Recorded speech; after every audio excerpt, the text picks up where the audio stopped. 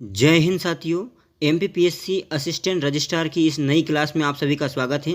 साथियों, अभी तक मैंने लगभग 5 यूनिट आपकी कंप्लीट करवा दी है और ये छठी यूनिट है जो कि यहाँ पहली यूनिट ले रहा हूँ। इसमें उच्च शिक्षा यानी कि जो हायर एजुकेशन है उसका मास्टर वीडियो बना रहा हूँ। इन वीडियो की एक प्रमुख विशेषता ये है, अगर अभी तक आपने पूरा वीडियो नहीं देखते हो तो आपको पता नहीं होगा। इस वीडियो की विशेषता ये है कि यहाँ पर जो महत्वपूर्ण एमसीक्यू तो लूँगा ही लूँगा, साथ में इस पूरी यूनिट का जो सार है वो भी मैं प्रस्तुत करता हूँ। अगर अभी तक आपने हमारे पुराने वीडियो नहीं देखे हैं तो जरूर देख लें, आपको पता चल ही गया होगा जो पुराने वीडियो देख रहे होंगे कि पूरे यूनिट का सार भी प्रस्तुत करता हूं और महत्वपूर्ण एमसीक्यू भी मैं सोल्व करवाता हूं। ठीक है साथियों, मैं अगर किसी बुक से भी अगर एमसीक्यू ले लूं यहाँ पर तो साथियों ये ध्यान रखें कि उस बुक में कहीं गलती है तो उस गलती को सुधार करके मैं आपको एमसीक्यू सोल्व कराता हूं और इसके साथ साथ में उसके अलावा भी जो महत्वपूर्ण एमसीक्यू है वही लेता हूँ, है ना। तो आप बिल्कुल चिंता ना करें और बिल्कुल जो है विश्वास रखें और आप तैयारी करते रहें। ठीक है साथियों, तो अब बात करते हैं यहाँ पर यूनिट जो फर्स्ट है आपकी उच्च शिक्षा के बारे में। तो साथियों आपको पहली बात तो सिलेबस पता होना चाहिए कि उच्च शिक्षा का सिलेबस क्या है। किसी भी एग्जाम की तैयारी कर रहे हैं तो अपने को एक तो पुराने क्वेश्चन जो आते हैं वो पुराने क्वेश्चन या पुराने क्वेश्चन पेपर जो है अपने को पता होना चाहिए और दूसरी चीज़ अपने को क्या पता होना चाहिए कि उसका सिलेबस क्या है। तो साथियों यहाँ पर आपको बता दूं कि उच्च शिक्षा में आपको पढ़ना क्या है। तो उच्च शिक्षा वाली जो यूनिट है आपकी इकाई 1, इसमें आपको पढ़ना है उच्च शिक्षा का जो ढांचा एवं प्रकार कैसा है। और इसके अलावा आप देखेंगे साथियों जो आपके भारत में जो उच्च शिक्षा संस्थान है बहुत सारे, है ना, उनका प्रशासनिक ढांचा कैसा है, उनके उद्देश्य क्या है, उत्तरदायित्व क्या है, उनके कार्यक्रम क्या क्या है, ये पढ़ना। चाहे उसमें यूजीसी हो, चाहे उसमें नेक हो, चाहे उसमें एआईसीटी हो, चाहे उसमें एनएमसी हो, चाहे उसमें एनसीटीई हो, चाहे उसमें बीसीआई हो या पीसीआई या आईएनसी या आईसीएआर या वीसीआई। साथियों इन सभी के आपको फुल फॉर्म भी पता होना चाहिए। ठीक है, कई बार ऐसा भी प्रश्न आ सकता है। ठीक है, या आयुष हो। इसी प्रकार से साथियों यहाँ पर आप रूसा, डीएसटी या डीबीटी, है ना, या फिर आप एनआईसी, या अगर अपन अंतर्राष्ट्रीय संगठन की बात करें तो यूनेस्को हो, है ना, या फिर कोल हो या यूनिसेफ हो या एडीबी हो या वर्ल्ड बैंक हो। साथियों आपके पूरे सिलेबस में ये सभी लगे हुए हैं। अगर आपने अभी तक नहीं पढ़ा है तो देख लें, इन सभी से संबंधित क्वेश्चन आपसे पूछे जाएंगे। अब साथियों हम बात करते हैं यहाँ पर आपका पहला जो क्वेश्चन है, क्योंकि अब ज़्यादा आपको एक बात और बता रहा हूँ मैं आपको, यहाँ पर जो चारों विकल्प मैं नहीं पढ़ूंगा, आप सिर्फ ये देख लें, आप अपने मन में पहले एक विकल्प सोच लें कि इसका आंसर क्या हो सकता है और उसके अनुसार आप आंसर लगाएं और मैं आपको सिर्फ डायरेक्ट आंसर बताऊंगा। ठीक, क्योंकि इससे कम समय भी लगेगा और आपको ज़्यादा जो है कम समय में ज़्यादा चीज़ें आप तक पहुंच जाएगी। तो साथियों पहला क्वेश्चन है आपका कि एनसीईआरटी की स्थापना भारत सरकार द्वारा किस वर्ष की गई। साथियों बहुत ही महत्वपूर्ण है, एनसीईआरटी बहुत ही महत्वपूर्ण है। आपको पता होना चाहिए कि एनसीईआरटी की स्थापना कब हुई, बिल्कुल रट लो, 1961 में, 1961 में हुई। ठीक है, अगला क्वेश्चन है निम्न में से किस संस्थान की स्थापना यूनेस्को के साथ संविदा के तहत की गई है। साथियों इसको भी रट लो कि यूनेस्को के साथ 10 साल की संविदा के तहत न्यूपा NIEPA की स्थापना हुई। ध्यान रखना, NIEPA। ठीक है, ध्यान रखना साथियों, यहाँ पर यूनेस्को के साथ संविधा के तहत स्थापना किसकी हुई है, तो NIEPA की स्थापना हुई। ठीक है साथियों, आगे बढ़ते हैं। अगला क्वेश्चन है यूजीसी की स्थापना निम्न में से किस रिपोर्ट का परिणाम थी। तो यूजीसी की स्थापना जो थी साथियों वो सार्जेंट रिपोर्ट का परिणाम थी। किसकी रिपोर्ट की परिणाम थी, सार्जेंट रिपोर्ट। आप सभी को बताया, देखो यूजीसी के बारे में जो महत्वपूर्ण बातें आपको पता होना ही चाहिए। पहली बात, यूजीसी की स्थापना जो है आप देखेंगे 28 दिसंबर 1953 को तत्कालीन जो शिक्षा मंत्री है मौलाना अबुल कलाम आज़ाद ने औपचारिक रूप से यूजीसी की नींव रखी थी। ठीक है, 28 दिसंबर 1953 में, ये बात ध्यान होना चाहिए आपको। दूसरी बात साथियों आपको ये पता होना चाहिए इसके जो पहले अध्यक्ष थे वो थे शांति स्वरूप भटनागर, जो कि 1953 से 1955 के बीच में थे। ठीक है, और वर्तमान अध्यक्ष कौन है ये भी पता होना चाहिए। तो वर्तमान अध्यक्ष में आपको बताइए प्रोफेसर जो है M Jagdish Kumar, professor M Jagdish Kumar जो है अभी वर्तमान अध्यक्ष हैं, और जो प्रथम अध्यक्ष थे वो शांति स्वरूप भटनागर थे। ये आपको पता होना चाहिए। आपको ये पता होना चाहिए इसका मुख्यालय कहाँ पर है, तो मुख्यालय नई दिल्ली में। ठीक है, और 6 क्षेत्रीय केंद्र हैं इसके। ध्यान रखिए साथियों, इसके 6 क्षेत्रीय केंद्र हैं। 6 क्षेत्रीय केंद्र में से जैसे आप कह सकते हैं, एक तो अपना भोपाल है, अपनी राजधानी भोपाल, और भोपाल के नीचे आप देखेंगे दक्षिण भारत में तो एक महाराष्ट्र में पुणे में है। ठीक है, फिर एक हैदराबाद में है और एक बेंगलुरु में है। तो यानी भोपाल से नीचे 3 है। बेंगलुरु, आप मैप देखेंगे, अगर आपको मैप पता है भारत का तो आपको पता है भोपाल से नीचे इधर एक साइड में देखेंगे तो पुणे है, एक तरफ हैदराबाद, एक तरफ बेंगलुरु, ये 3-4 ही हो गए। और ऊपर की तरफ 2 ही है, कोलकाता की तरफ है और एक गुवाहाटी की तरफ है। कोलकाता है और एक गुवाहाटी है। ठीक है, और ऊपर दिल्ली में ही सही, तो ऊपर रखने की आवश्यकता है। इस प्रकार से आपके साथियों एक मुख्य और ये 6 हैं। ठीक है, तो इस प्रकार से आपको पता होना चाहिए इसके 6 क्षेत्रीय केंद्र हैं, एक भोपाल, नीचे पुणे, फिर बेंगलोर और हैदराबाद और कोलकाता और गुवाहाटी, ये 6 क्षेत्रीय केंद्र है। मुख्यालय इसका नई दिल्ली में है। और ध्यान रखें इसकी स्थापना 28 दिसंबर 1953 को तत्कालीन शिक्षा मंत्री मौलाना अबुल कलाम आज़ाद ने औपचारिक रूप से यूजीसी की नींव रखी थी। और इसे नवंबर 1956 में औपचारिक रूप से आप देखेंगे यूजीसी अधिनियम 1956 के तहत सांविधिक निकाय के रूप में स्थापित किया गया था। ये जो महत्वपूर्ण बात है जितनी बता रहा हूँ साथियों आपके लिए बहुत ही महत्वपूर्ण है, इतना तो आपको पता होना ही चाहिए। इसका उद्देश्य क्या है, विश्वविद्यालय में शिक्षण, परीक्षा और अनुसंधान के मानकों का समन्वय करना, निर्धारण और रखरखाव रखाव करना और भारत में विश्वविद्यालयों को मान्यता प्रदान करना। यानी कि भारत में जो विश्वविद्यालय है उनको मान्यता प्रदान करने का काम हुआ, या शिक्षण, परीक्षा या अनुसंधान के जो भी काम हुए, उनमें समन्वय करने के जो काम हुए, उनका निर्धारण करने का जो काम हुआ, रख रखाव करने का जो भी काम हुआ, ये सभी आपकी यूजीसी करती है। ठीक है साथियों, आपको बिल्कुल पता होना चाहिए। यूजीसी का पूरा नाम भी पता होना चाहिए, विश्वविद्यालय अनुदान आयोग, यूनिवर्सिटी ग्रांट कमीशन। और इसका ध्यान रखना, इसका आदर्श वाक्य है ज्ञान विज्ञान विमुक्त है। साथियों बहुत ही जो महत्वपूर्ण चीज़ें थी वो लगभग मैंने आपको ले ली है। ठीक है, तो जो महत्वपूर्ण चीज़ें मैं बीच बीच में लेता भी रहूँगा और साथ साथ में क्वेश्चन भी सोल्व कराता रहूँगा। ठीक है, आगे बढ़ते हैं। यूजीसी के कार्यों के बारे में निम्न में से कौन सा कथन सही है? तो देखो, यूजीसी के कार्य क्या है? विश्वविद्यालय के अधीन महाविद्यालयों के शिक्षा स्तर का निर्धारण करना। बिल्कुल, जो यूनिवर्सिटी के जो अधीन जो महाविद्यालय है या कॉलेज है उनकी शिक्षा के स्तर का निर्धारण करने का काम हो, चाहे शैक्षिक संस्थाओं के मध्य समन्वय का काम हो, या विश्वविद्यालय को कार्यों हेतु धनराशि मुहैया कराने का काम हो, ये सभी काम साथियों यहाँ पर यूजीसी के द्वारा किया जाता है। ठीक है साथियों, जो महत्वपूर्ण क्वेश्चन है वो मैं ले रहा हूँ। आगे बढ़ते हैं साथियों। अगला क्वेश्चन है, national council for teacher education यानी कि NCTE का मुख्यालय कहाँ है? बहुत ही महत्वपूर्ण है साथियों, national council of teacher education, यानी कि टीचर की एजुकेशन के लिए। देखो, मैं सब विद्यार्थियों की लिए बात नहीं कर रहे अपन।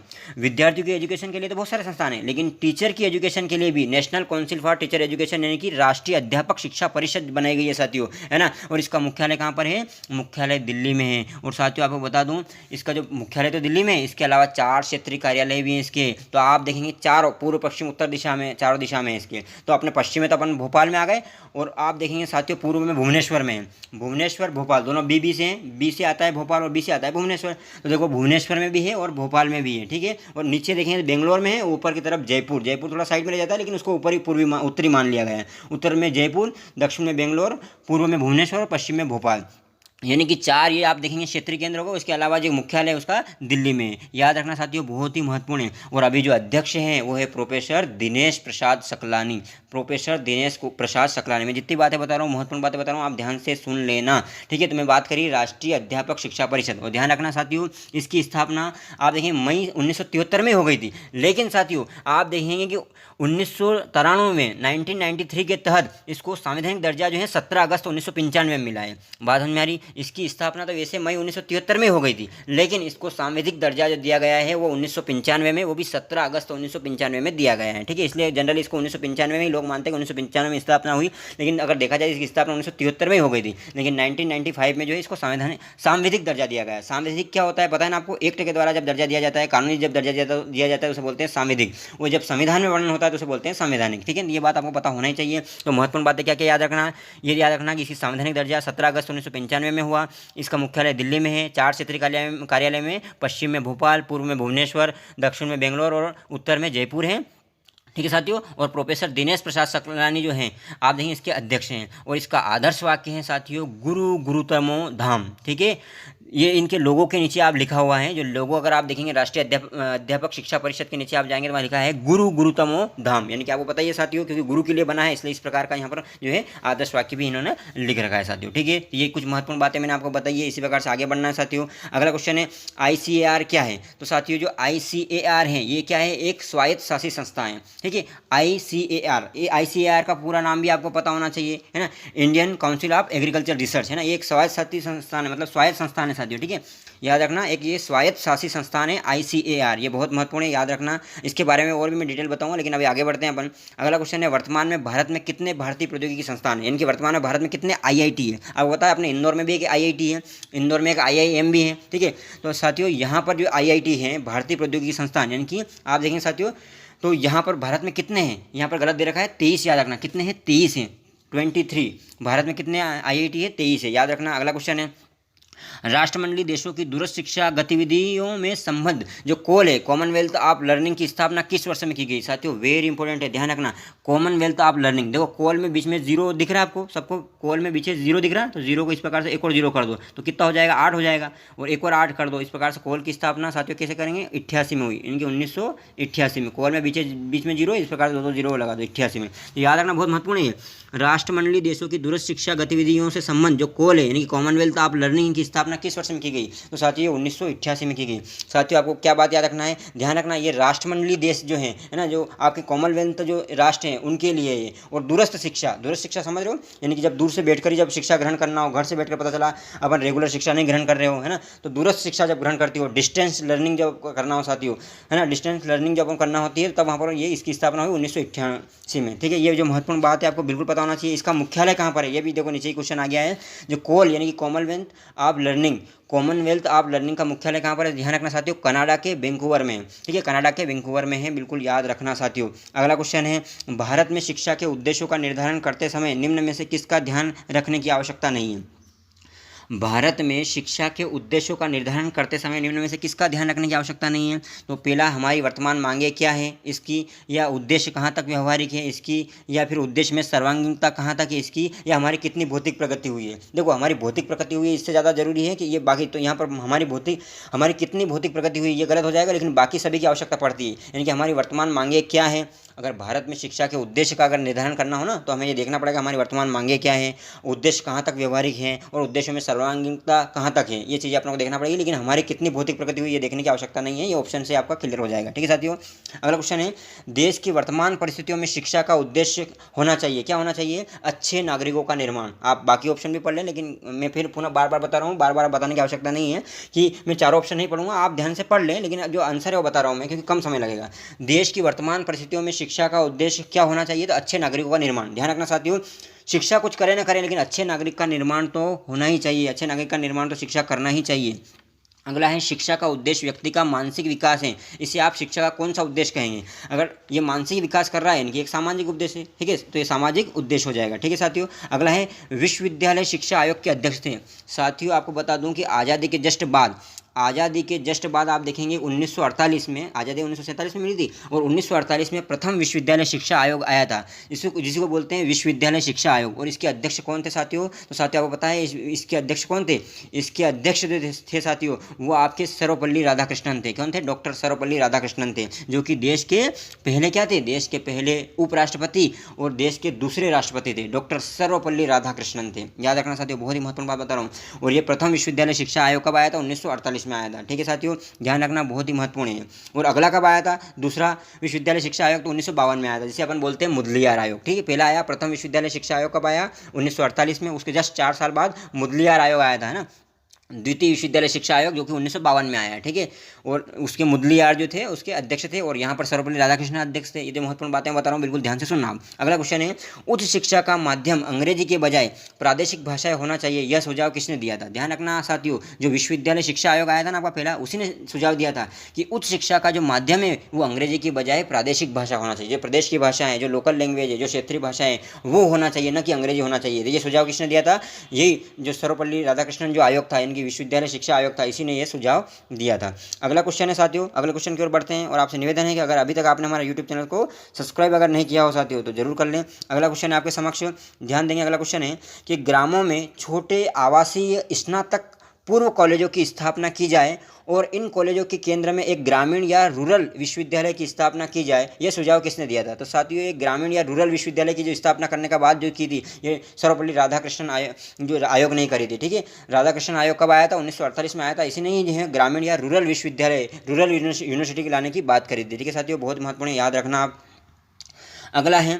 अगला क्वेश्चन है आपके समक्ष, ध्यान से सुनेंगे सभी लोग, ठीक है। और अगर अभी तक आपने हमारे यूट्यूब चैनल को सब्सक्राइब नहीं किया हो तो जरूर कर दे साथियों। अगला क्वेश्चन है, भारत सरकार ने केंद्रीय शिक्षा सलाहकार बोर्ड के सुझाव पर माध्यमिक शिक्षा आयोग की स्थापना की। तो माध्यमिक शिक्षा आयोग की स्थापना कब हुई साथियों? तो ये 23 सितंबर 1952 को हुई। ठीक है, इतना महत्वपूर्ण क्वेश्चन नहीं है, लेकिन फिर भी याद रख लें कि भारत सरकार ने केंद्रीय शिक्षा सलाहकार बोर्ड के सुझाव पर माध्यमिक शिक्षा आयोग की स्थापना कब की? तो वह 23 सितंबर 1952 को करी है। ठीक है, अगला है, किस आयोग समिति के अनुसार माध्यमिक शिक्षा हमारी शिक्षा की सबसे कमजोर कड़ी है? ये मुदलियार कमीशन ने कहा था। साथियों, मुदलियार कमीशन कब आया था? मैंने अभी बताया आपको, मुदलियार आयोग या मुदलियार कमीशन कब आया था? 1952 में आया था। ठीक है, ये मुदलियार जो थे उनके अध्यक्षता में बना था, जिसे बोलते हैं मुदलियार कमीशन। किस आयोग की समिति के अनुसार माध्यमिक शिक्षा हमारी शिक्षा की सबसे कमजोर कड़ी है? मतलब जो माध्यमिक शिक्षा है ना वो कमजोर कड़ी है, किसने कहा? तो ये मुदलियार कमीशन ने कहा। याद रखना, म से माध्यमिक और म से मुदलियार, याद रहेगा। माध्यमिक शिक्षा की बात किसने करी? मुदलियार आयोग ने। म से माध्यमिक, म से मुदलियार कमीशन। ठीक है साथियों, अगला क्वेश्चन है, बहुउद्देशीय विद्यालयों की स्थापना का सुझाव दिया था। यानी कि ऐसे विद्यालय हो जो कि बहुउद्देशीय हो। तो बहुउद्देशीय विश्वविद्यालय की स्थापना का सुझाव किसने दिया था साथियों? ध्यान रखना, माध्यमिक शिक्षा आयोग ने दिया था। आपका माध्यमिक शिक्षा आयोग ने क्या दिया था? माध्यमिक शिक्षा आयोग ने ही साथियों क्या दिया था? बहुउद्देशीय विद्यालयों की स्थापना का सुझाव दिया था। अगला क्वेश्चन है साथियों, बहुत ही महत्वपूर्ण है। अभी आपको पता ही है, चलो पुराना क्वेश्चन मैं पूछ लेता हूँ की बार। अभी बताओ, अभी नई शिक्षा प्रणाली में ये कौन सा फॉर्मेट अपना रहे हैं स्कूलों में? स्कूलों में जो फॉर्मेट है ना, वो कौन सा फॉर्मेट अपना रहे हैं अपन नई शिक्षा नीति 2020 के अंतर्गत? और यहाँ पर आप जैसे माध्यमिक शिक्षा आयोग ने शिक्षा संरचना का सुझाव कौन सा दिया था? तो 11+3 था। लेकिन अभी कौन सा फॉर्मेट है, ये सभी आप कमेंट करेंगे, ठीक है? तो माध्यमिक शिक्षा आयोग ने शिक्षा संरचना का सुझाव, आप अगर आपने पुराने से पूछेंगे, आपके दादा या फिर अपने पापा इनसे पूछेंगे, तो वो बताएंगे पहले 11+3 इस प्रकार का सिस्टम भी हुआ करता था, ठीक है? तो माध्यमिक शिक्षा आयोग ने शिक्षा संरचना का सुझाव कैसे दिया था? 11+3। यहाँ तक कि ये भी बताते हैं, मतलब जो मामा जी बताते हैं 11 में पहले उनकी बोर्ड हुआ करती थी, तो इस प्रकार की चीज़ें भी हुआ करती थी। तो आप भी पूछें 11+3 सिस्टम किस में आया था? माध्यमिक शिक्षा आयोग में लाया था। और अभी कौन सा फॉर्मेट है वो भी आप मेरे को कमेंट करके बताएंगे। अगला क्वेश्चन है, प्रौढ़ शिक्षा के अंतर्गत कोठारी आयोग ने किस कार्यक्रमों को स्थान दिया? प्रौढ़ शिक्षा के अंतर्गत जो कोठारी आयोग, आपको बता दो जो कोठारी आयोग था, ये कोठारी आयोग 1964 में आया था। 1964-66 में कोठारी आयोग आया था, ठीक है? श्री दौलत सिंह जी कोठारी जो है इसके अध्यक्ष थे, इसलिए इसको कोठारी आयोग बोलते हैं। और साथियों आपको एक और बात बता दूं, इसी कोठारी आयोग की सिफारिश के आधार पर ही, क्योंकि ये 64 और 66 1964-66 में ये आयोग आया था, और जस्ट इसके बाद जो पहली शिक्षा नीति आई थी आपकी, कब आई थी? 1968 में आई थी। तो 1968 में पहली जो शिक्षा नीति आई थी ना, उसमें जो है वो लाने का कारण ही ये था कोठारी आयोग, मतलब कोठारी आयोग ने सिफारिश करी थी। और उसके बाद साथियों क्या आया था आपका यहाँ पर जो है नई शिक्षा नीति, जो आज़ादी के बाद पहली नई शिक्षा नीति 1968 आई थी, ठीक है साथियों? और आप एक और बताओ, एक और क्वेश्चन का आंसर देंगे आप सभी कि अभी जो नई शिक्षा नीति 2020 आई है, ये किस समिति की सिफारिश पर आई है? ये सभी आप कमेंट करके बताएंगे, ठीक है? और आपसे निवेदन है, कमेंट जरूर करा करें आप, है ना? कमेंट नहीं करते हैं गलत बात है, आपको याद रह जाएगा इससे कमेंट करोगे, ठीक है? आगे बढ़ते हैं साथियों, अगले क्वेश्चन की ओर बढ़ते हैं। बहुत ही महत्वपूर्ण क्वेश्चन है साथियों, इसलिए आपसे निवेदन है कि जरूर ध्यान से देखें और मेरे वीडियो को भी सुने आप, है ना? सिर्फ आप ऐसा नहीं सिर्फ देखें। और पीडीएफ तो आपको हमारे टेलीग्राम चैनल पर मिल जाएगी, आप श्यामलाल चौधरी सर्च कर सकते हैं। और अगर आप हमें इंस्टाग्राम पर फॉलो करना चाहें तो श्यामलाल चौधरी इंस्टाग्राम पर आप फॉलो भी कर सकते हैं, ठीक है साथियों? अगला क्वेश्चन है, 10+2+3 की शैक्षणिक संरचना का सुझाव प्रथम किसने दिया था? तो साथियों ये 10+2+3 का जो है ये कोठारी कमीशन ने दिया था, याद रखना किसने? और जो माध्यमिक जो आया था उसने क्या दिया था? 11+3 वाला जो सिस्टम था, है ना? 11+, और यहाँ पर क्या है? 10+2+3 वाला सिस्टम है, याद रखना साथियों। ये बहुत ही महत्वपूर्ण बात बता रहा हूँ मैं आपको, ठीक है? आगे बढ़ते हैं साथियों, यहाँ पर ये होने के बाद में अगला क्वेश्चन है, अभी फॉर्मेट कौन सा है? अगर अभी आपने कमेंट नहीं किया, ये 2 क्वेश्चन के आंसर देना है कि अभी फॉर्मेट कौन सा है, और इसके अलावा अभी किस समिति की सिफारिश पर नई शिक्षा नीति आई है, ठीक है? ये दोनों। अगला है साथियों, अगला क्वेश्चन है आपके समक्ष, सार्वजनिक शिक्षा के लिए कॉमन स्कूल सिस्टम, ठीक है? सार्वजनिक शिक्षा के लिए कॉमन स्कूल सिस्टम को राष्ट्रीय लक्ष्य माना जाए, यह सिफारिश किसने करी थी? साथियों ये कॉमन स्कूल सिस्टम की सिफारिश भी कोठारी कमीशन ने, जो कि 1964 में आया था, इसी ने करी थी। कॉमन स्कूल सिस्टम, ठीक है? ये मतलब सार्वजनिक शिक्षा के लिए कॉमन स्कूल सिस्टम को राष्ट्रीय लक्ष्य माना जाए, ये सिफारिश कोठारी कमीशन ने करी थी। अगला क्वेश्चन है, माध्यमिक शिक्षा के स्तर के उन्नयन के लिए विद्यालय संकुलों की स्थापना की जानी चाहिए, सुझाव किसने दिया था साथियों? ध्यान रखना, शिक्षा आयोग ने दिया था, ठीक है? माध्यमिक शिक्षा के स्तर के उन्नयन के लिए विद्यालय संकुलों की स्थापना की जानी चाहिए। विद्यालय संकुलों की स्थापना, आज रहते हैं ना संकुल विद्यालय में, आप देखें 3-4 स्कूलों का एक संकुल रहता है, तो ये विद्यालय जो संकुल बन रहे हैं इसकी स्थापना की जानी चाहिए, किसने कहा था? शिक्षा आयोग ने कहा था, ठीक है? याद रखेंगे साथियों। आगे बढ़ते हैं साथियों, अगला क्वेश्चन है आपके समक्ष, बहुत ही महत्वपूर्ण क्वेश्चन है ये, कि ब्रिटिश सरकार से आज्ञा पत्र प्राप्त करके ईस्ट इंडिया कंपनी की सरकार ने भारत में शिक्षा प्रसार के लिए क्या किया था?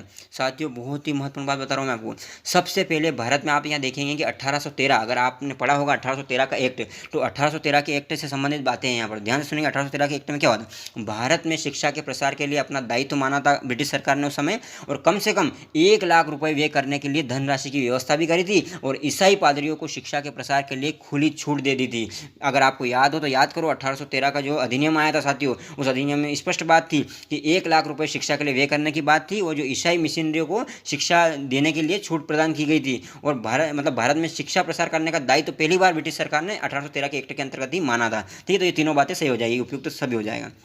अगला वेरी इंपॉर्टेंट क्वेश्चन है साथियों, ये जो राष्ट्रीय ओपन स्कूल की स्थापना कब की गई? राष्ट्रीय ओपन स्कूल, ये स्कूल की बात हो रही साथियों, राष्ट्रीय ओपन स्कूल की स्थापना कब की गई? तो ये कब की गई? 1989 में, ठीक है? 1989 में राष्ट्रीय ओपन स्कूल की स्थापना की गई, ठीक है साथियों? याद रखना, आपको पता होगा ST/SC एक्ट जो आया था वो कब आया था? 1990 में आया था। तो यहाँ पर राष्ट्रीय ओपन स्कूल भी वो भी कर लेंगे हम, ठीक है? ST/SC एक्ट जो आया था 1990 में आया था, आपको अगर याद हो तो। इसी प्रकार से राष्ट्रीय ओपन स्कूल की स्थापना भी 1990 में हुई थी, ठीक है साथियों?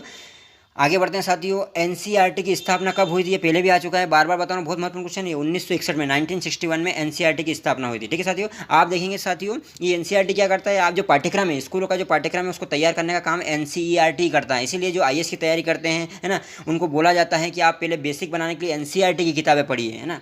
एनसीईआरटी की किताबें बहुत ही अच्छी किताबें हैं साथियों। अगर आप भी अगर आईएएस की तैयारी करना चाहते हैं या किसी ऊंचे लेवल की एग्जाम की तैयारी करना चाहते हैं तो आप जरूर पढ़ें, है ना। बहुत ही महत्वपूर्ण किताबें हैं एनसीईआरटी की किताबें, है ना। ये संस्थान है, इसका मुख्यालय भी कहाँ पर है, दिल्ली में है, नई दिल्ली में ही है, और 1961 में इसकी स्थापना हुई थी। और ये क्या करता है, मैंने बताया मुख्य रूप से कार्य यही है कि जो पाठ्यक्रम जो निर्धारित करने का काम जो है, या पाठ्यक्रम वस्तु में क्या क्या पाठ्यक्रम में क्या क्या चीज़ें होगी वो सब निर्धारित करने का काम भी ये करता है। ठीक है, अगला है निम्नलिखित में से किस शिक्षा की जांच हंटर आयोग, ध्यान रखना बहुत ही महत्वपूर्ण क्वेश्चन है, निम्नलिखित में से किस शिक्षा की जांच हंटर आयोग द्वारा की गई। तो ध्यान रखना प्राथमिक शिक्षा, मतलब हंटर करना है प्राथमिक शिक्षा, तो निम्नलिखित में से किस शिक्षा की जांच हंटर आयोग द्वारा की गई। याद रखने हंटर यानी शिकारी होता है ना, तो हंटर आयोग यहाँ पर प्राथमिक शिक्षा की बात हो रही है। तो निम्न से किस शिक्षा की जांच हंटर आयोग द्वारा की गई, तो प्राथमिक शिक्षा की जांच करी थी हंटर आयोग ने, यानी कि हंटर आयोग का गठन किया गया था प्राथमिक शिक्षा की जांच के लिए।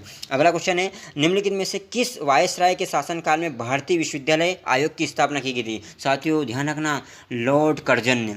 आपको पता है लॉर्ड कर्जन के समय क्या हुआ था, बंगाल विभाजन हुआ था, और जब लॉर्ड कर्जन के समय ही दो महत्वपूर्ण घटनाएं, ध्यान रख लो यहाँ पर एक ही बात बता रही कि मैं एक और बता रहा हूँ आपको। 1902 में तो ये भारतीय विश्वविद्यालय आयोग आया था उस समय अंग्रेजों के समय, ठीक है।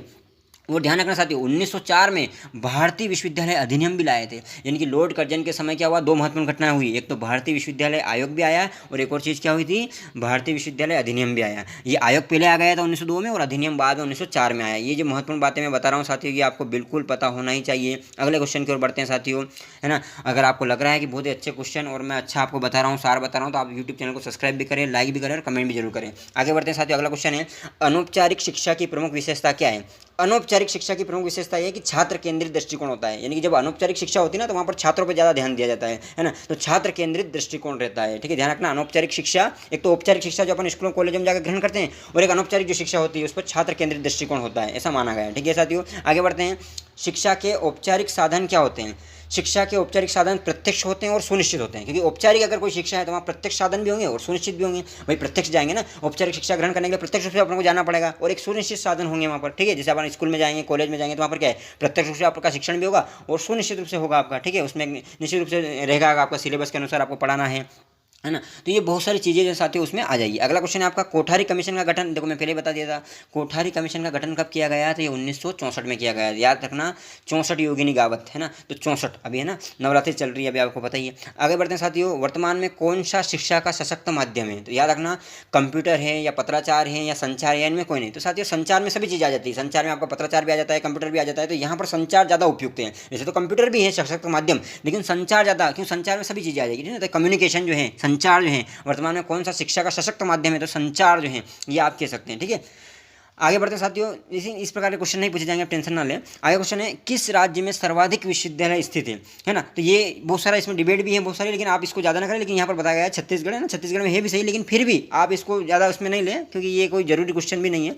आगे बढ़ते हैं साथियों, अगला क्वेश्चन है, किसने ईस्ट इंडिया कंपनी को भारत प्रसार का दायित्व सौंपा है। मतलब जो ईस्ट इंडिया कंपनी को भारत में प्रसार करने का दायित्व सौंपा है तो वो ब्रिटिश संसद को। ठीक है, किसने जो है ईस्ट इंडिया कंपनी को भारत प्रसार का दायित्व सौंपा था, तो वो ब्रिटिश संसद ने सौंपा था। ठीक है साथियों, आगे बढ़ते हैं, निम्नलिखित में से कौन सी नीति प्राथमिक शिक्षा के लोक व्यापारीकरण के लिए पाई गई है।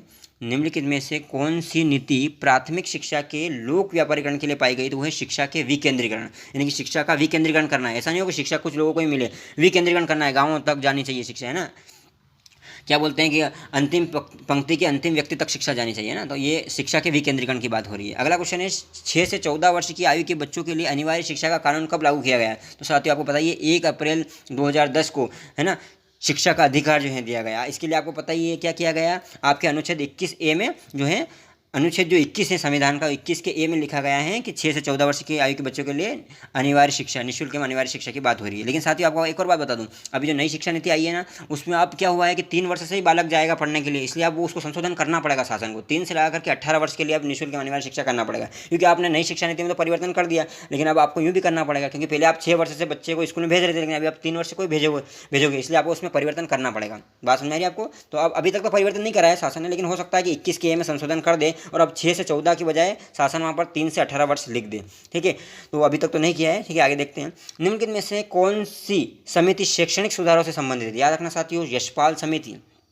इस यशपाल समिति ने एक महत्वपूर्ण सुझाव दिया था जो बार बार पूछा जाता है नेट जेआरएफ के एग्जाम में, कि जो बस्ते के बोझ को कम करने के लिए जो किस समिति, तो बस्ते का बोझ कम करना है। क्योंकि आप देखते हैं ना साथियों, अपन देखते हैं पहली दूसरी चौथी पांचवीं क्लास के बच्चे एक छोटे से मतलब छोटी क्लास में जा रहे हैं, लेकिन इतना बैग भर के जाते हैं, इतना बस्ता बैग भर के जाते हैं वो कि पता चला नीचे गिर जाएंगे, है ना।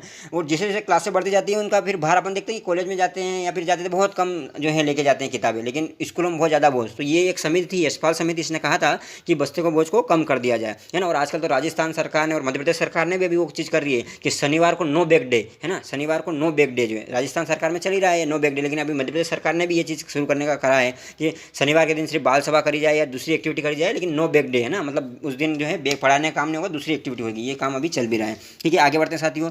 अगला क्वेश्चन है आपसे कि होंग समिति की स्थापना कब हुई थी? एक होंग समिति है, इसकी स्थापना वैसे तो महत्वपूर्ण नहीं है, लेकिन याद रख लें सन इसका कि होंग समिति की स्थापना 1930 में हुई थी। कब हुई थी? 1930 में हुई थी। अगला है आवासीय विश्वविद्यालय को क्या कहा जाता है? जो आवासीय विश्वविद्यालय, आप भी सोचो, आवासीय विश्वविद्यालय को क्या कहा जाता है? एकात्मक शिक्षण महाविद्यालय कहा जाता है। एकात्मक क्यों कहेंगे? क्योंकि सभी चीज़ें वहीं पर उपलब्ध हो जाएगी आपको, खाना पीना रहना सब कुछ। एकात्मक शिक्षण महाविद्यालय आवासीय विश्वविद्यालय को कहते हैं। ठीक है साथियों, आगे बढ़ते हैं। मुक्त विश्वविद्यालय को क्या कहा जाता है? मुक्त विश्वविद्यालय जो होते हैं ना साथियों, ओपन यूनिवर्सिटी जो है, अपने भोपाल में ओपन यूनिवर्सिटी है, पता है ना क्या नाम है उसका? वो भी आप कमेंट करके बताएंगे। अपने भोपाल में जो ओपन यूनिवर्सिटी है ना, उसका क्या नाम है वो आप बताएंगे। ठीक है साथियों, तो अगला है मुक्त विश्वविद्यालय को क्या कहा जाता है? तो मुक्त विश्वविद्यालय को गैर पारंपरिक विश्वविद्यालय कहा जाता है, क्योंकि साथियों ये पारंपरिक नहीं होते। परंपरा में तो क्या है, इस प्रकार के कोई विश्वविद्यालय थे ही नहीं अपने, लेकिन यहाँ पर अब गैर पारंपरिक विश्वविद्यालय है ये मुक्त विश्वविद्यालय। ठीक है, जहाँ पर अपन वहाँ जाते नहीं है, पढ़ने नहीं जाते, लेकिन घर बैठे अपन क्या कर सकते हैं, कोई डिग्री ले सकते हैं, कोर्स ले सकते हैं। ठीक है, अगला है निम्नलिखित में से कौन सा माध्यम प्रभावी ढंग से सूचनाएं करने करता है ना। तो यहाँ पर ब्लैक बोर्ड या प्रस्तुतिकरण जो है ये क्या करेगा? कौन सा माध्यम है जो प्रभावी ढंग से सूचना एकत्र करने का काम करता है? ब्लैक बोर्ड या प्रस्तुतिकरण, है ना। सूचना को देने का काम ब्लैक बोर्ड या प्रस्तुतिकरण है ना। यहाँ पर मात्रा में मिस्टेक है, लेकिन आप देख लेंगे, ज़्यादा महत्वपूर्ण नहीं है। आगे बढ़ेंगे। अगला है प्रसार शिक्षा का उद्देश्य है। प्रसार शिक्षा का क्या उद्देश्य है साथियों? तो ये भी एक क्वेश्चन है आपके सामने, जरा सी स्क्रीन चलेगी। प्रसार शिक्षा का उद्देश्य ग्रामीण क्षेत्रों में ज्ञान का प्रसार करना। मतलब प्रसार शिक्षा जो है ना, इसका उद्देश्य क्या है? तो प्रसार शिक्षा का उद्देश्य प्रसार करना, ग्रामीण क्षेत्रों में ज्ञान का प्रसार करना। ठीक है, तो ये चीज़ यहाँ पर है। अगला है साथियों, ये महत्वपूर्ण नहीं, अगले क्वेश्चन की ओर बढ़ेंगे। और अगर आपको लग रहा है साथियों कि बहुत ही महत्वपूर्ण क्वेश्चन कर रहा हूँ, तो आपसे निवेदन है कि आप अच्छे से कमेंट भी जरूर करें और यूट्यूब चैनल को सब्सक्राइब नहीं किया तो जरूर कर लें। ठीक है साथियों, आगे बढ़ते हैं कि भारत में शिक्षा का लोक व्यापारीकरण करने में किसका सहयोग लिया जा रहा है? तो साथियों पंचवर्षीय योजनाओं का भी लिया गया था, विद्यालय संस्थाओं का भी लिया गया, तो ऐच्छिक संस्थाओं का, इनके उपयुक्त सभी का जो है लोक व्यापारीकरण करने के लिए इसका जो है सहयोग लिया गया है। ठीक है, ज़्यादा महत्वपूर्ण क्वेश्चन नहीं, लेकिन फिर भी देख लें। आगे बढ़ते हैं साथियों, इसमें बहुत सारी चीज़ें दे रखी थी, लेकिन आपको इस हिसाब से करेंगे कि 1947 के बाद कौन कौन सी राष्ट्रीय शिक्षा नीति बनाई गई? तो राष्ट्रीय शिक्षा नीति आई है साथियों। 1968 में पहली राष्ट्रीय शिक्षा नीति, फिर 1986 में द्वितीय शिक्षा नीति, और अभी जो 2020 में आई हो तृतीय आपकी शिक्षा नीति है। कौन किसके समय आई है ये भी आपको पता होना चाहिए। पहली शिक्षा नीति जो है इंदिरा गांधी के समय, दूसरी राजीव गांधी के समय, और अभी नरेंद्र जी मोदी जी के समय आई है। ठीक है, देश के प्रधानमंत्री का नाम बता रहा हूँ मैं। ठीक है, अगला है भारतीय मौसम वेधशाला कहाँ है? बहुत ही महत्वपूर्ण है कि भारतीय मौसम वेधशाला है साथियों, ये पुणे में। पुणे कहाँ पर है? महाराष्ट्र में। भारतीय मौसम वेधशाला कहाँ पर है? पुणे में। अगला क्वेश्चन है साथियों, विश्वविद्यालय अनुदान आयोग की स्थापना कब हुई थी? याद रखना, पहले बता चुका हूँ मैं, 1956 में तो इसको संवैधानिक दर्जा मिला था, लेकिन इसकी स्थापना दिसंबर 1953 में ही हो गई थी। विश्वविद्यालय अनुदान आयोग की स्थापना जो है दिसंबर 1953 में ही हो गई थी। मैंने पहले बता चुका हूँ, इसके बारे में डिटेल बताने की आवश्यकता नहीं। अगला है केंद्रीय शिक्षा सलाहकार बोर्ड की स्थापना कब हुई थी? ध्यान रखना 1920 में। केंद्रीय शिक्षा सलाहकार बोर्ड की स्थापना 1920 में हुई है। ठीक है साथियों, ज़्यादा महत्वपूर्ण नहीं है, लेकिन आगे बढ़ते हैं। अगला क्वेश्चन है, राष्ट्रीय शैक्षिक अनुसंधान एवं प्रशिक्षण परिषद का नियंत्रण किसके अधीन है? साथियों राष्ट्रीय शैक्षिक अनुसंधान एवं प्रशिक्षण परिषद, इसको आप बोलते हैं एनसीईआरटी। ठीक है, एनसीईआरटी, ये आपका एनसीईआरटी कोई इसका पूरा नाम है हिंदी में, राष्ट्रीय शैक्षिक अनुसंधान एवं प्रशिक्षण परिषद। ठीक है, इसका नियंत्रण किसके अधीन है? तो साथियों ये एक स्वायत्त संस्था है। ठीक है, भारत सरकार के अधीन ये क्या है? एक स्वायत्त संस्थान है। ठीक है, याद रखना आप, एक स्वायत्त संस्थान है ये। ठीक है, आगे अगला क्वेश्चन की ओर बढ़ते हैं साथियों। भारत में अगला क्वेश्चन है आपका कि भारत में जो आपकी भाषा की समस्या सुलझाने के लिए मुदलियार कमीशन ने क्या सुझाव दिया था? तो साथियों मुदलियार कमीशन याद करो, मैंने पहले बताया था मुदलियार कमीशन कब आया था? 1952 में आया था। और आपका राधाकृष्णन आयोग कब आया था? 1948 में आया था। तो ये मुदलियार जो आयोग आया था साथियों 1952 में, इसने क्या सुझाव दिया था भारत में भाषा की समस्या को सुलझाने के लिए? तो उसने कहा था कि एक मातृभाषा की व्यवस्था होनी चाहिए और दूसरी अंग्रेजी तथा हिंदी। इसने ये बात बोली थी, यानी कि एक मातृभाषा हो और एक अंग्रेजी हो और एक हिंदी हो, ये दोनों बात इसने बोली थी। ठीक है, किसने? मुदलियार आयोग ने 1952 में आया था। अगला क्वेश्चन है, शिक्षा नियोजन का अभिप्राय है, शिक्षा नियोजन का क्या अभिप्राय है, कार्यक्रम को उचित प्रकार से क्रियान्वित करना। ठीक है, मतलब अगर शिक्षा का नियोजन करें, किसी भी कार्य को करने से पहले अपन उसका प्लानिंग करनी पड़ती है, नियोजन करना पड़ता है। तो अगर शिक्षा नियोजन से क्या मतलब है कि कोई भी कार्यक्रम है शिक्षा संबंधी, उसको उचित प्रकार से क्रियान्वित करने के लिए शिक्षा नियोजन करना पड़ता है। ठीक है, यहाँ उपयुक्त तो सभी भी कर सकते हैं, लेकिन ज़्यादा महत्वपूर्ण ये है। ठीक है साथियों, आगे बढ़ते हैं। भारतीय ऐतिहासिक अनुसंधान परिषद के गठन का वर्ष, ठीक है, तो 1972 में। याद रखना, भारतीय ऐतिहासिक अनुसंधान परिषद, इसके बारे में पहले पूछा गया है, इसलिए यहाँ पर रख दिया है क्वेश्चन, क्योंकि है ना, अब इसको याद रखना कि भारतीय जो ऐतिहासिक अनुसंधान परिषद है ना, भारतीय जो ऐतिहासिक अनुसंधान परिषद है ना, तो वो क्या करता है, जो ऐतिहासिक अनुसंधान में महत्वपूर्ण भूमिका निभाता है। तो ये 1972 में, कब, 1972 में। आप याद रखना साथियों। अगला है भारत में आधुनिक, अगला क्वेश्चन है आपका कि भारत में जो आधुनिक शिक्षा की जन्मदाता माने जाने वाली संस्था कौन सी है, तो ईसाई मशीनरी। मैंने पहले बताया था 1813 में पहली बार ईसाई मशीनरी को क्या मिला था, शिक्षा का प्रसार करने की अनुमति मिली थी। इसलिए भारत में आधुनिक शिक्षा की जन्मदाता कौन मानी जाने वाली संस्था कौन सी है, तो ईसाई मिशनरी है। ठीक है, तो भारत में आधुनिक शिक्षा की जन्मदाता माने जाने वाली संस्था कौन सी, ईसाई मिशनरी है। उनको 1913 में जो है यहाँ पर, सॉरी 1813 में क्या हो गई थी, इनको अनुमति मिल गई थी भारत में शिक्षा का प्रसार करने का। ठीक है, अगला क्वेश्चन है साथियों, तात्कालीन शैक्षिक अराजकता को दूर करने के लिए किस समिति का गठन किया गया है। मतलब उस समय शैक्षिक अराजकता आ गई थी एक प्रकार की, तो उसको दूर करने के लिए यहाँ पर किस समिति का गठन किया गया है। तो साथियों, ये चारों ऑप्शन में से आपको आंसर देखने, गोखले समिति है ना। तात्कालिक उस समय अराजकता आ गई थी शिक्षा को लेकर, तो उसको करने के लिए गोखले समिति का गठन किया गया था, ये पता होना चाहिए आपको। आगे बढ़ते हैं। शिक्षा के लोक व्यापारीकरण से व्यक्ति को साक्षर बनाने का दायित्व किसे सौंपा गया है। शिक्षा के लोक व्यापारीकरण से व्यक्ति को साक्षर बनाने का दायित्व राष्ट्रीय साक्षरता प्राधिकरण को सौंपा गया है। ठीक है, याद रख लेंगे कि शिक्षा के लोक व्यापारीकरण से व्यक्ति को साक्षर बनाने का दायित्व राष्ट्रीय साक्षरता प्राधिकरण को सौंपा गया है। और अगला क्वेश्चन है साथियों कि शिक्षा की प्रमुख विशेषता है, यानी कि साथियों आपको ये बताना है कि जो शिक्षा है ना, एजुकेशन, इसकी प्रमुख विशेषता है क्या है, शिक्षा प्रधान दृष्टिकोण, या फिर छात्र केंद्रित दृष्टिकोण, या अभिभावक प्रधान दृष्टिकोण। तो साथियों यहाँ पर कहीं शिक्षा कहीं ना कहीं ना, जैसे छात्र केंद्रित तो होती है, लेकिन शिक्षक प्रधान भी होती है और अभिभावक प्रधान भी होती है। कहीं ना कहीं अभिभावक का भी रोल रहता है शिक्षा में, शिक्षक का भी रहता है और छात्र केंद्रित भी रहता है। तो उपयुक्त सभी इसका आंसर होगा। ठीक है, आगे बढ़ते हैं। शिक्षा के औपचारिक अभिकरण के रूप में विद्यालय का प्रमुख कार्य कौन सा है। आपको बताना है शिक्षा के जो औपचारिक अभिकरण के रूप में विद्यालय का प्रमुख कार्य क्या है। तो विद्यालय का कार्य क्या है, ज्ञान प्रदान करने का है, विभिन्न खेलों द्वारा शारीरिक विकास करने का है, या व्यावसायिक एवं तकनीकी ज्ञान प्रदान करने का है ना। ठीक है, ये सभी काम क्या है, स्कूलों का है। ठीक है साथियों, आगे बढ़ते हैं। क्या औपचारिक अभिकरण के रूप में भी विद्यालय बच्चों की रुचि योग्यता का ध्यान रखते हैं। बिल्कुल रखते हैं, ऐसा नहीं है कि मतलब जो औपचारिक अभिकरण है तो वहाँ पर रुचि का ध्यान नहीं रखा जाता है, स्कूल में बिल्कुल रखा जाता है। वो नहीं रखते हैं तो गलत बात है ना। आपको विद्यार्थियों की रुचि का भी ध्यान रखना चाहिए, उनकी योग्यता का भी ध्यान रखना चाहिए। अगला है जिला प्राथमिक शिक्षा कार्यक्रम किस वर्ष प्रारंभ किया गया। इसको आप सन के रूप में याद रखना, 1994 में जिला प्राथमिक शिक्षा कार्यक्रम शुरू किया गया था। ठीक है, जिला प्राथमिक शिक्षा कार्यक्रम भारत के स्तर पर 1994 में शुरू हुआ था। ठीक है, याद रखना। अगला है साथियों केंद्रीय भेड़ व ऊन अनुसंधान संस्थान, बहुत ही महत्वपूर्ण साथियों। आपको बताया जो अपने जो भारतीय कृषि अनुसंधान परिषद है ना, उसके बहुत सारे संस्थान हैं भारत में, है ना, लगभग 33 जो मुख्य संस्थान है साथियों। तो उसमें से जो महत्वपूर्ण संस्थान है उसके आपको पता होना चाहिए किसका जो है कहाँ पर है। कुछ बता दूंगा मैं अभी आपको, जैसे यहाँ पर बताया है कि केंद्रीय भेड़ व ऊन अनुसंधान संस्थान, केंद्रीय भेड़ व ऊन अनुसंधान संस्थान कहाँ पर है साथियों, ये अंबिका नगर में है। ठीक है, अंबिका नगर में है केंद्रीय भेड़ व ऊन अनुसंधान संस्थान। ठीक है, इसी प्रकार से है केंद्रीय भैंस अनुसंधान संस्थान कहाँ पर है, तो साथियों ये कहाँ पर है, हिसार में है। केंद्रीय भैंस अनुसंधान संस्थान कहाँ पर है साथियों, तो ये हिसार में है। याद रखना, बहुत ही महत्वपूर्ण है, ये हिसार में है। ठीक है साथियों, इसी प्रकार से कुछ और महत्वपूर्ण जो मैं आपको यहाँ पर बता सकता हूँ साथियों, जैसे यहाँ पर जूट प्रौद्योगिकी अनुसंधान प्रयोगशाला स्थित है। तो जूट से संबंधित आपको पता है जूट किधर ज़्यादा होता है, कोलकाता पश्चिम बंगाल में होता है, इसलिए कोलकाता याद रखना। जूट प्रौद्योगिकी अनुसंधान प्रयोगशाला कोलकाता में। और भैंस कहाँ पर है, हिसार कहाँ पर है, हरियाणा में। तो भैंस हिसार हरियाणा याद रख लेना, बिल्कुल सिंपल सा है। और केंद्रीय भेड़ अनुसंधान संस्थान कहाँ पर है, अंबिका नगर में। ठीक है साथियों, आगे बढ़ते हैं। भारतीय इतिहास अनुसंधान परिषद, पहले बता चुका हूँ 1972, क्या आएगा साथियों, 1972 आएगा, पहले बता चुका हूँ, डबल आ गया है क्वेश्चन। आगे बढ़ते हैं साथियों।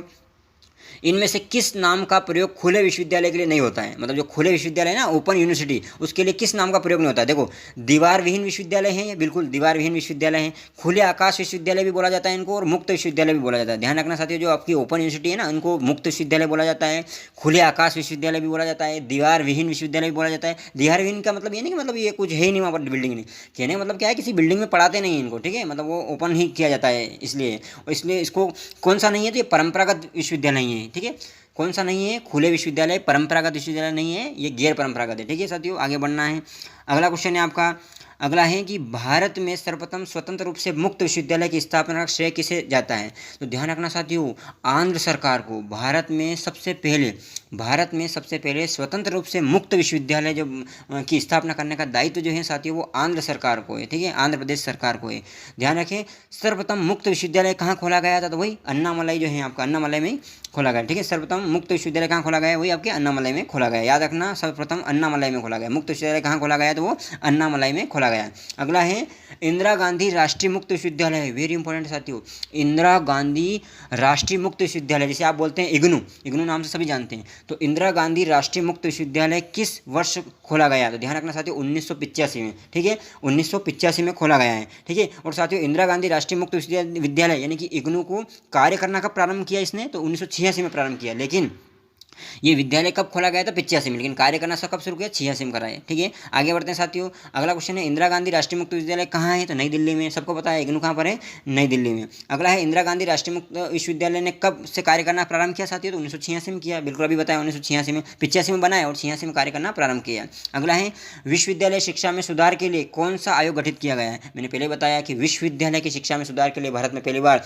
राधाकृष्णन आयोग, ठीक है, प्रथम विश्वविद्यालय शिक्षा आयोग लाया गया, जो कि राधाकृष्णन आयोग जो कि 1948 में लाया गया, पहले बता चुका हूँ। अगला है अखिल भारतीय उच्च आयोग के अध्यक्ष कौन थे? तो वही थे डॉक्टर राधाकृष्णन, देश के जो पहले उपराष्ट्रपति और देश के दूसरे जो है राष्ट्रपति थे, ठीक है, याद रखना। अच्छा एक और बात बताओ, जो इनके आगे जो सर्वपल्ली लगता है ना, ये क्यों लगता है? ये भी आप बताएंगे, अगर आपको पता है क्या? बहुत ही महत्वपूर्ण रहस्य छुपा है इसके आगे, आप पता करके बताएंगे, या अगर आपको पता हो तो बताओ कि राधाकृष्णन जो है इनको आगे सर्वपल्ली राधाकृष्णन क्यों लगाते हैं? मतलब अगर आपको नहीं पता है तो आप बिल्कुल सर्च करके बताएं मेरे को कि ये सर्वपल्ली क्यों लगाते हैं ना, बहुत ही महत्वपूर्ण है। अगर आपको नहीं पता हो तो पता कर ले, बहुत ही महत्वपूर्ण बात सामने आएगी इसमें आपको, ठीक है। अगला क्वेश्चन है साथियों कि अखिल भारतीय उच्च आयोग कब गठित हुआ है? तो अखिल भारतीय जो उच्च आयोग मैंने अभी बताया आपको, जो प्रथम विश्वविद्यालय आयोग उसी को बोलते हैं अखिल भारतीय उच्च आयोग, ये 1948 में राधाकृष्ण आयोग ही बोलते हैं इसको।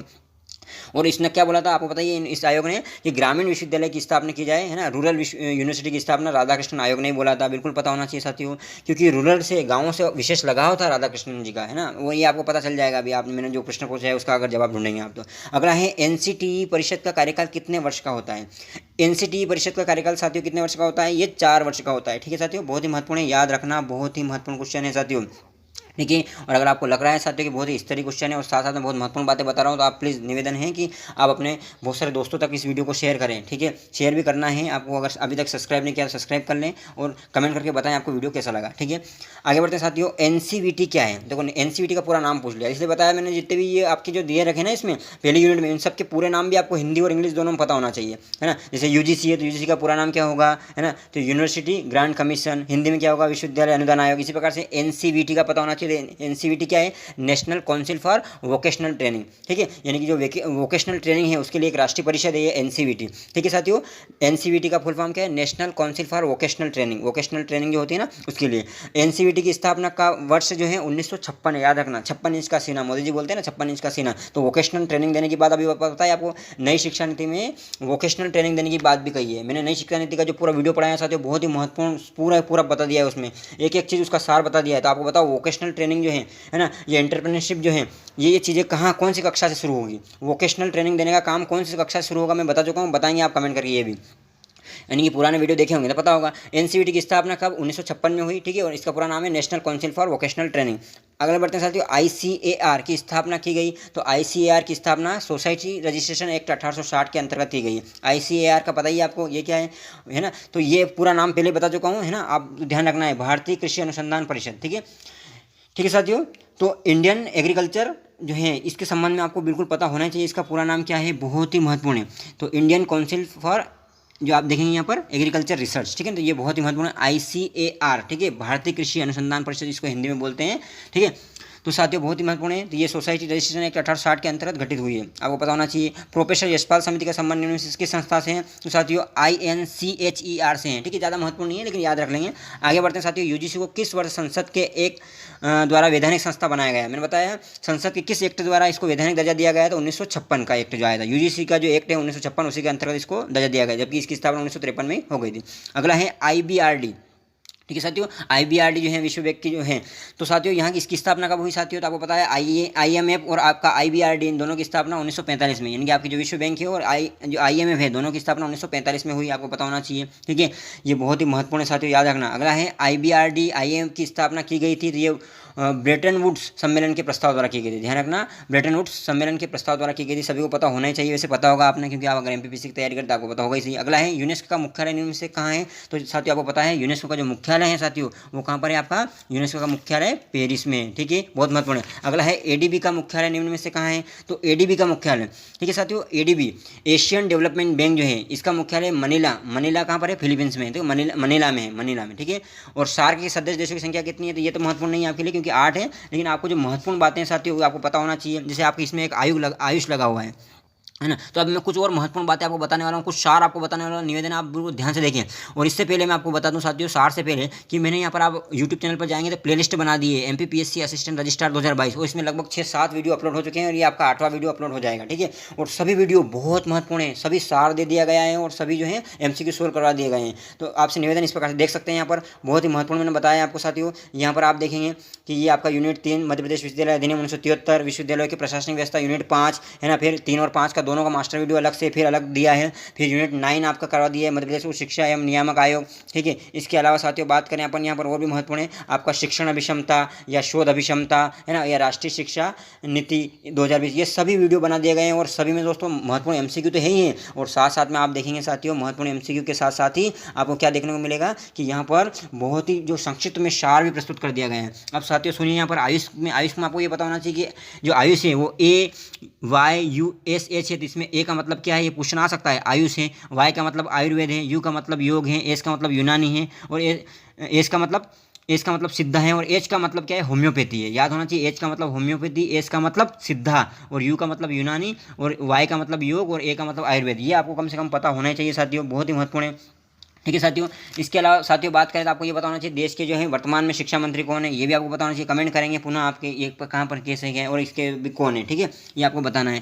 ठीक है साथियों, आगे बढ़ते हैं साथियों, आपको ये पता होना चाहिए रूसा जो राष्ट्रीय उच्चतर शिक्षा अभियान है, रूसा, इसके बारे में पता होना चाहिए आपको। तो रूसा क्या है साथियों, आपको पता है एक केंद्रीय प्रायोजित योजना है। रूसा का पूरा नाम है राष्ट्रीय उच्चतर शिक्षा अभियान, यानी कि एक अभियान है, एक योजना है, एक केंद्रीय प्रायोजित योजना है। ध्यान रखना, इसको वर्ष 2013 में जो 12वीं पंचवर्षीय योजना थी उसके दौरान ही शुरू कर दिया गया था। ठीक है, ये आपको पता होना ही चाहिए साथियों। ठीक है, और इसमें जो आप देखेंगे कि इसमें क्या करती है, ये केंद्रीय वित्त पोषण सामान्य वर्ग के राज्यों के लिए आप देखेंगे तो 60-40 का है इसमें, और विशेष राज्यों के लिए 90-10 का है, और जो केंद्र शासित प्रदेश है उसके लिए 100% अनुदान देने का ये काम करता है। ठीक है साथियों, देखो UGC जो अनुदान देता है और जो राष्ट्रीय उच्चतर शिक्षा अभियान जो अनुदान देता है, इन दोनों में अंतर है, सुन लेंगे ध्यान से। UGC उनको अनुदान देता है, आप देखेंगे जब नेक की जो टीम आती है, नेक समझ रहे हो आप, NAAC है ना, जो नेक है राष्ट्रीय मूल्यांकन प्रत्यायन परिषद है ना, ये जो है आपका नेक, ये नेक क्या करता है, आप देखेंगे जो गवर्नमेंट जो कॉलेज हैं या गवर्नमेंट जो विश्वविद्यालय हैं उनके जाकर के देखता है कि भैया सही काम कर रहे कि नहीं कर रहे हैं, वहाँ पर किसी सुविधाएं हैं, विद्यार्थी सही पढ़ रहे कि नहीं पढ़ रहे हैं, शोध का स्तर क्या है, सभी चीज़ें जाकर वहाँ देख रेख करते हैं, और देखने के बाद वहाँ वो देखते हैं, मूल्यांकन करते हैं कि यार बिल्कुल सही है, तो फिर नेक क्या करती है, उनको ग्रेडिंग देती है। जब अच्छी ग्रेडिंग देती है तो उनको अच्छे पैसे मिलते हैं। जैसे सोचो उसमें से A++, A++,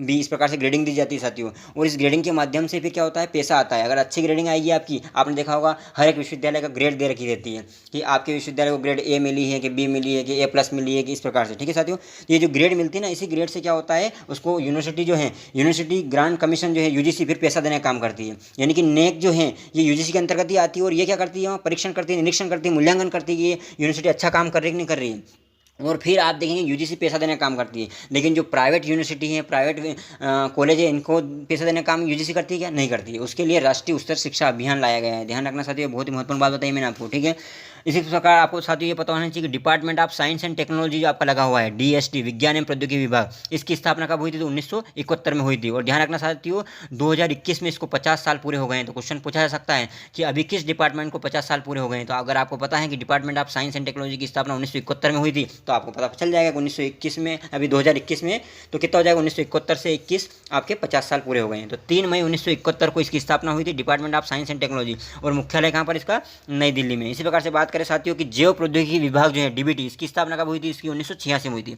आपका department of science and technology की स्थापना जो है, जो आपका DST 1971 में हुई थी। वहीं जैव प्रौद्योगिकी विभाग यानी कि डिपार्टमेंट ऑफ बायोटेक्नोलॉजी की स्थापना जो DBT है, इसकी स्थापना 1986 में हुई थी। याद रखना साथियों, बहुत ही महत्वपूर्ण बात मैं आपको बता रहा हूँ।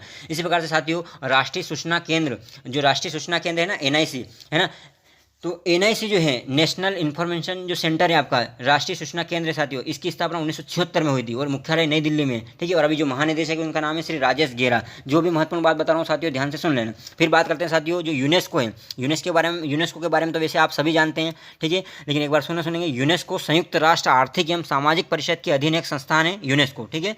और साथियों आपको बता दूं इसकी स्थापना 16 नवंबर 1945 को हुई थी और पेरिस फ्रांस में इसका मुख्यालय है और अभी 193 देश हैं इसमें, ठीक है। और अभी वर्तमान महानिदेशक कौन है इसके, आंद्रे अजोले हैं, ठीक है, आंद्रे अजोले हैं, ये आपको बिल्कुल पता होना ही चाहिए साथियों। फिर आप देखते हैं साथियों कोल, जो कॉमनवेल्थ ऑफ लर्निंग जो है, ठीक है साथियों, इसकी स्थापना 1988 में हुई थी और इसका मुख्यालय वैंकूवर कनाडा में है और इसमें सदस्य देश कितने हैं, 54 है। और प्रोफेसर आशा कामरो जो है अभी इसकी क्या है, अध्यक्ष एवं मुख्य कार्यकारी अधिकारी, ये बिल्कुल आपको पता होना चाहिए। जो भी महत्वपूर्ण बात बता रहा हूँ ध्यान से सुन लेंगे। अगला है संयुक्त राष्ट्र बाल कोष यानी कि यूनाइटेड नेशन चिल्ड्रंस फंड, है ना, यूनिसेफ।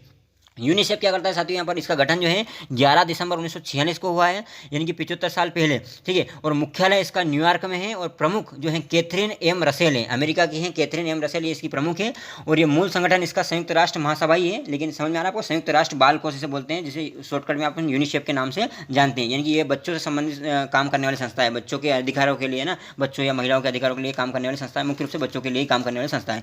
फिर आपका एक और है एशियाई विकास बैंक यानी कि एडीबी, है ना, एशियाई विकास बैंक या एशियन डेवलपमेंट बैंक, ठीक है साथियों। ये 19 दिसंबर 1966 में इसकी स्थापना हुई और इसने काम करना शुरू किया 1967 में, यानी कि 1 जनवरी 1967 में काम करना शुरू किया, लेकिन स्थापना हो गई थी आप देखिए 19 दिसंबर 1966 में, ठीक है। और इसका मुख्यालय भाई मनीला फिलीपींस में है, ठीक है। और इसके अध्यक्ष हैं मासात्सुगु असाकावा इसके क्या है, अध्यक्ष हैं, ठीक है साथियों। ये महत्वपूर्ण बात है, जितनी बता रहा हूँ ध्यान से सुन लेंगे। फिर बात करते हैं विश्व बैंक, वर्ल्ड बैंक एक समूह है, आपको पता है 4-5 संस्थाएं मिलकर इसको विश्व बैंक बनाया है। लेकिन आपको जो मुख्य नाम रखना है, इसका मुख्यालय कहाँ पर है, तो अमेरिका की राजधानी वॉशिंगटन डीसी में इसका मुख्यालय है, ठीक, याद रखना। और अंतर्राष्ट्रीय पुनर्निर्माण और विकास बैंक जिसे बोलते हैं IBRD, अंतर्राष्ट्रीय पुनर्निर्माण और विकास बैंक IBRD और अंतर्राष्ट्रीय मुद्रा कोष जो IMF है, इसकी स्थापना एक साथ वर्ष 1944 में हुई थी, ठीक है। ये याद रखना है आपको, इसलिए ब्रेटन वुड्स सम्मेलन के दौरान हुई थी, ठीक है साथियों, ये ध्यान रखना है आपको।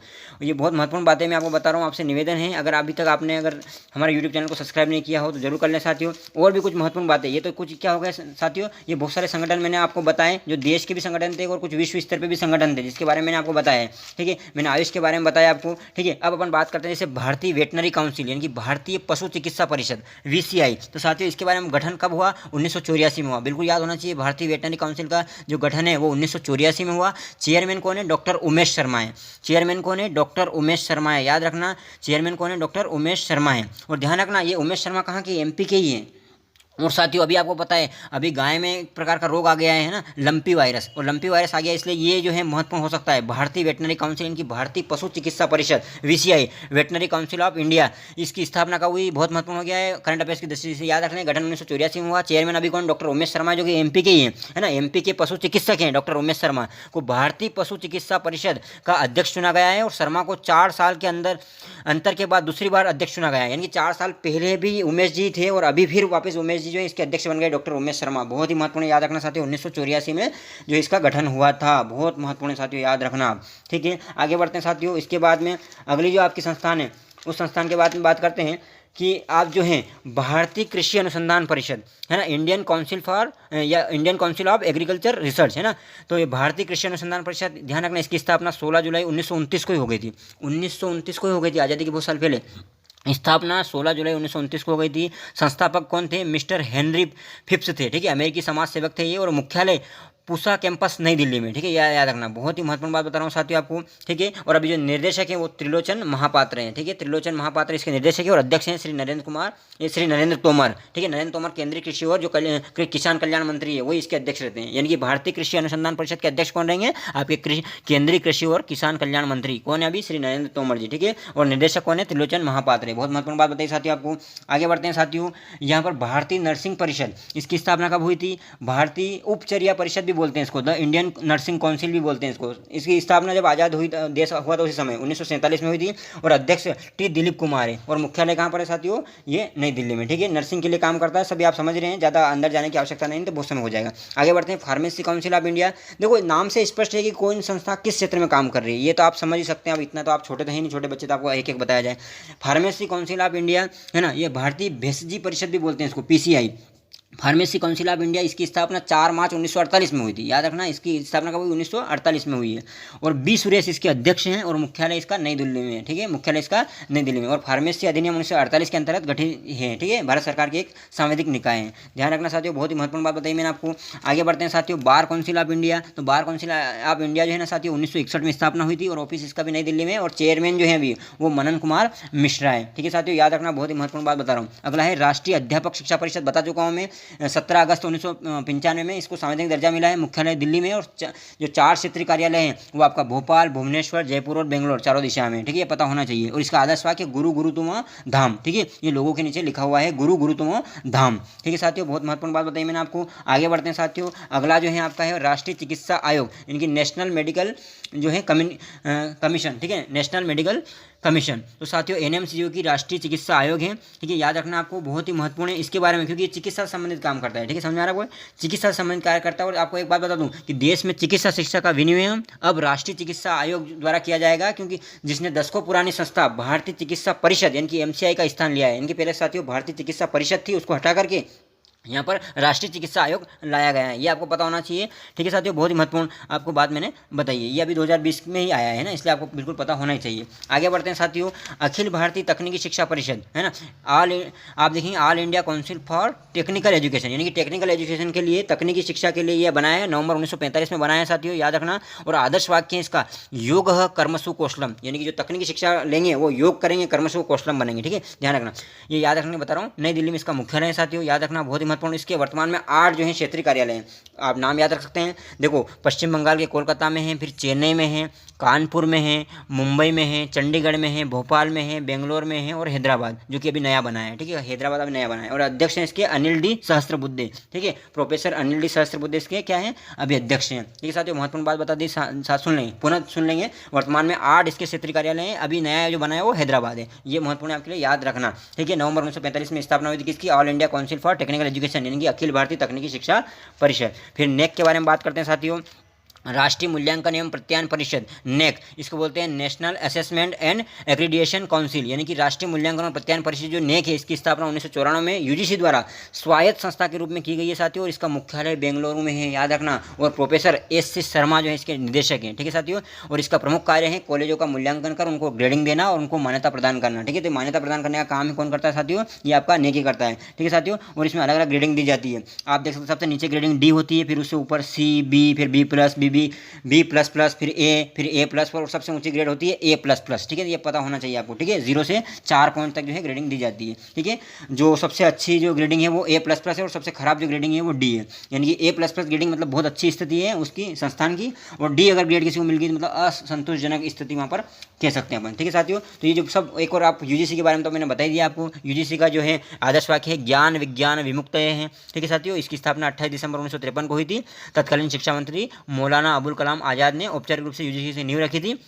और ये क्या है, एक सांविधिक निकाय है, ठीक है, सांविधिक निकाय है। इसे नवंबर 1956 में औपचारिक रूप से क्या कर दिया गया था, एक एक्ट के जरिए स्थापित कर दिया गया था, ठीक है साथियों। इसका 6 क्षेत्रीय कार्यालय मैं पहले बताया था, पुणे, हैदराबाद, कोलकाता, भोपाल, गुवाहाटी और बेंगलुरु। प्रथम अध्यक्ष कौन है, शांति स्वरूप भटनागर, और वर्तमान अध्यक्ष प्रोफेसर एम जगदीश कुमार है, ठीक है साथियों। तो जितनी भी महत्वपूर्ण बातें थी मैंने बता दी है। अगर आपने अभी तक हमारा यूट्यूब चैनल सब्सक्राइब नहीं किया जरूर कर दे साथियों। और बहुत ही महत्वपूर्ण है, लगभग सभी इस पूरी यूनिट का सार भी दे दिया गया है, और साथ ही साथ साथियों आपको क्या दे दिया गया है, यहाँ पर बहुत ही महत्वपूर्ण एमसीक्यू दे दिए गए हैं। अगर पुराने वीडियो नहीं देखे तो जरूर देख ले, वो भी बहुत महत्वपूर्ण, इसी प्रकार से उनमें भी मैंने किया है, ठीक है। आगे और भी वीडियो आपको मिलते रहेंगे, और अगर आपको लगता है कि बहुत ही अच्छा कार्य कर रहा हूँ तो आप एक अच्छी सी कमेंट भी जरूर करें और बताएं कि मैंने कैसा आपको पढ़ाया, ठीक है साथियों। जय हिंद, जय भारत।